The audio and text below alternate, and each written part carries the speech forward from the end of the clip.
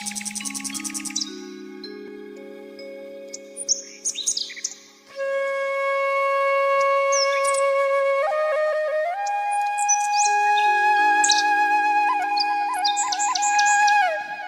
श्री राम मित्रों, माँ के हृदय की कल्पना माँ ही कर सकती है। चित्तौड़ ही नहीं, भारत और विश्व के इतिहास में पन्ना धाय की चरित्र गाथा एक विलक्षण वस्तु है।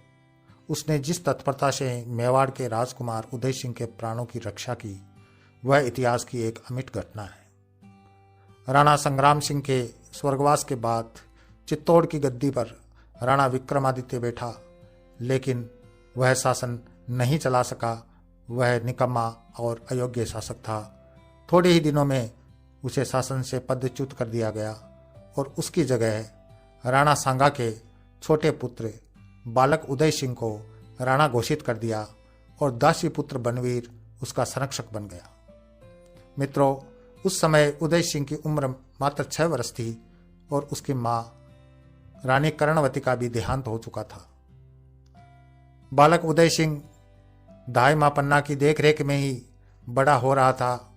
धाय माँ पन्ना खींची जाति की राजपूत नारी थी। उसका हृदय बहुत विशाल था, बहुत ही साहसी नारी थी वह। पन्ना के भी एक पुत्र था जो लगभग उदय सिंह की बराबर की उम्र का ही था, चंदन। दोनों बालक साथ साथ खेलते कूदते, साथ ही सोते। धाय माँ पन्ना दोनों बालकों को समान रूप से दुलार देती थी। उधर मेवाड़ का बुरा समय आया। अंधकार का समय था। मेवाड़ के इतिहास में ये चारों ओर अनाचार अत्याचार फैल गया। दरबार में, राजमहल में षड्यंत्र होने लगे। कोई भी व्यक्ति अपने आप को सुरक्षित महसूस नहीं कर रहा था।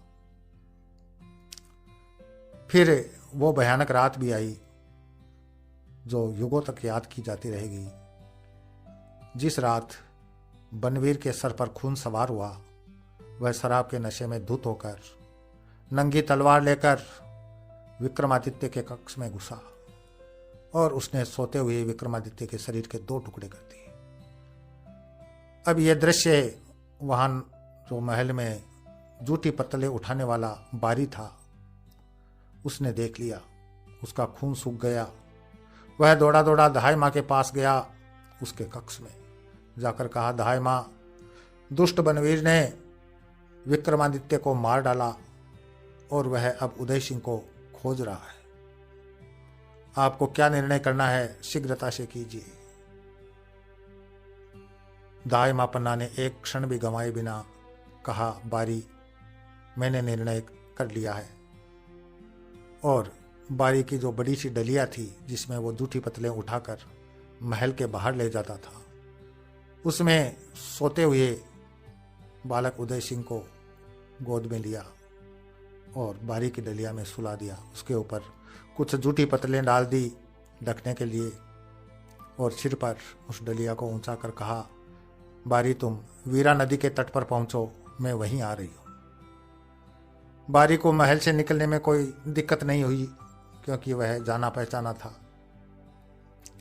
उधर बनवीर विक्रमादित्य को मौत के घाट उतारने के बाद बालक उदय सिंह को खोजता हुआ पन्ना के कक्ष पर में आया। आते ही उसने कड़क कर कहा, पन्ना, उदय सिंह कहाँ है? हृदय को वज्र की तरह कठोर करके। और पन्ना ने मुंह से कुछ नहीं बोला, अंगुली से अपने पुत्र चंदन को, जो कि गहरी नींद में सोया हुआ था, उसकी तरफ इशारा कर दिया। बनवीर के सर पर खून सवार था।